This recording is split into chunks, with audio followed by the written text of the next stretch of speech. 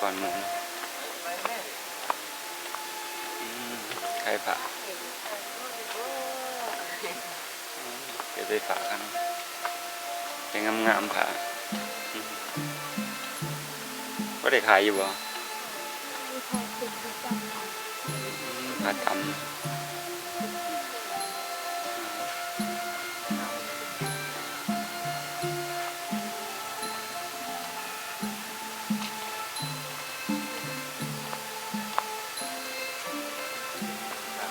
อันนี้ได้ใหญ่ผ่าพื้นนอนเป็นเอกลักษณ์สายแล้วตัวนี้ก็ตำ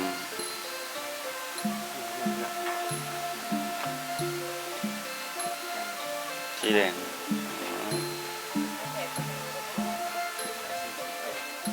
พื้น40เนาะ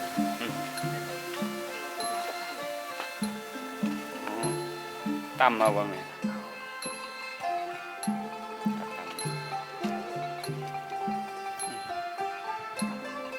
ครับเพิ่งใหม่ตอนนี้กำลังจะขามไปทำติงที่น้องพระบาทคอยมีโอกาสมาสมเห็นจบ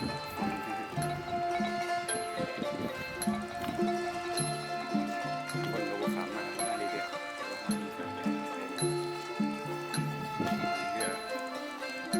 ว่าต้องสุดดี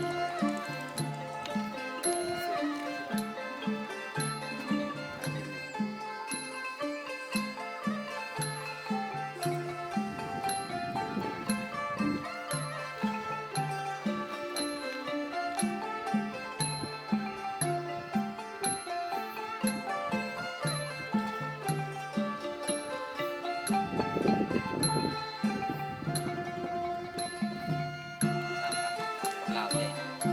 วันเด็ดเลย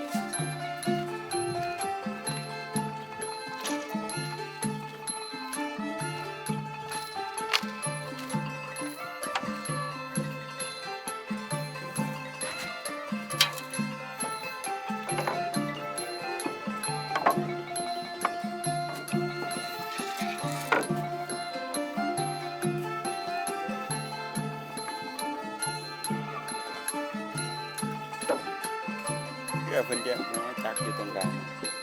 อาศัย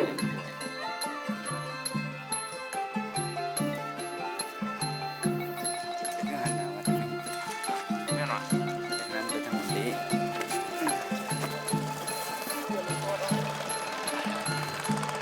ผมมีน้ำปูน้ำคลองมา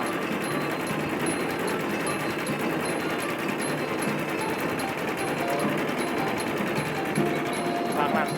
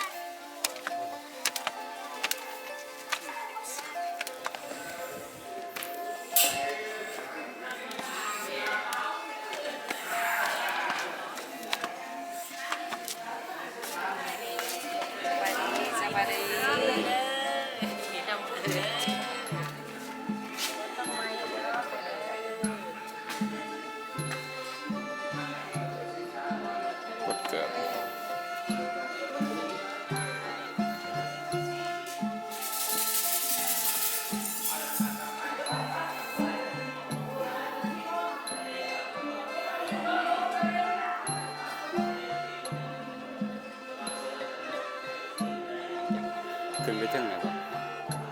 ยังไง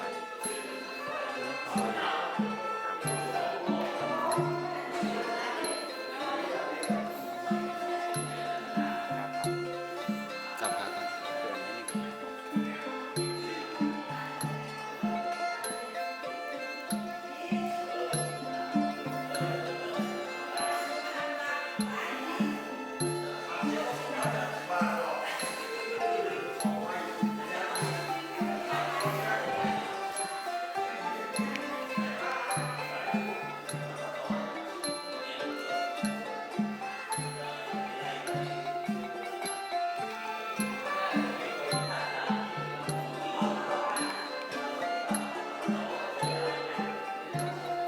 มีแต่พระพุทธรูป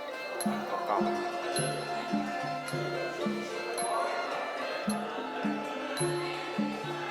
ที่บางที่แบบว่าหลายคนขึ้นมาไปนี่สถานที่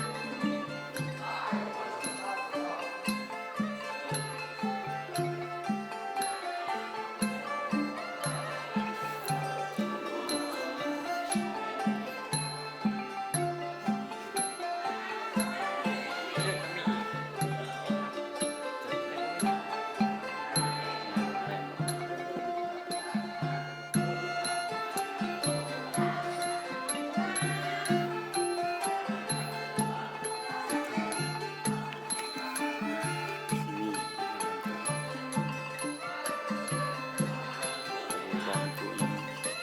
เป็นอีก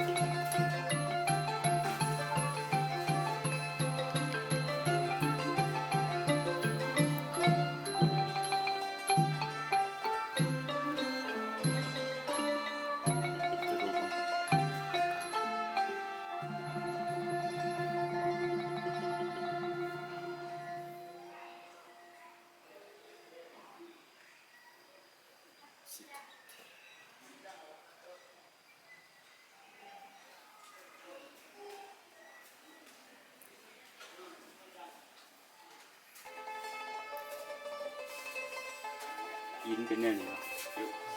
ห้อยเป็นขึ้นจนเมื่อย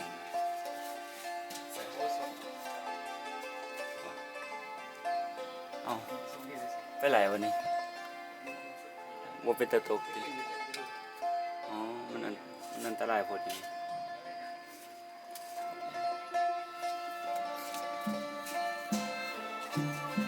ไม่อยากมันไม่ใช่เป็ด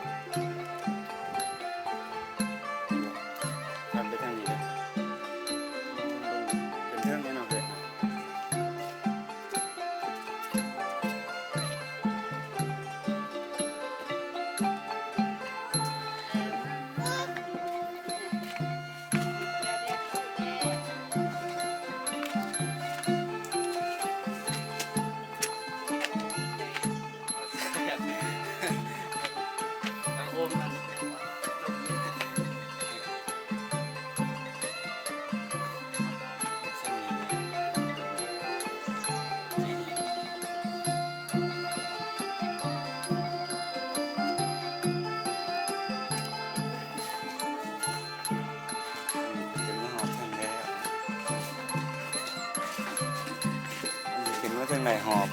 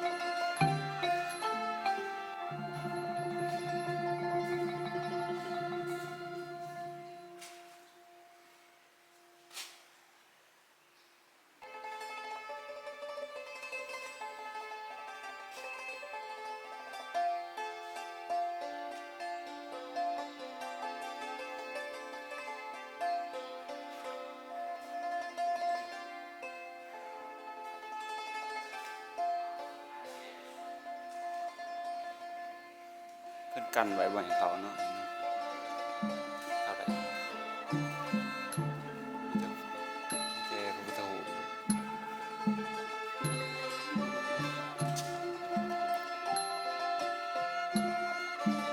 เย็นเนาะครับมันเนี่ย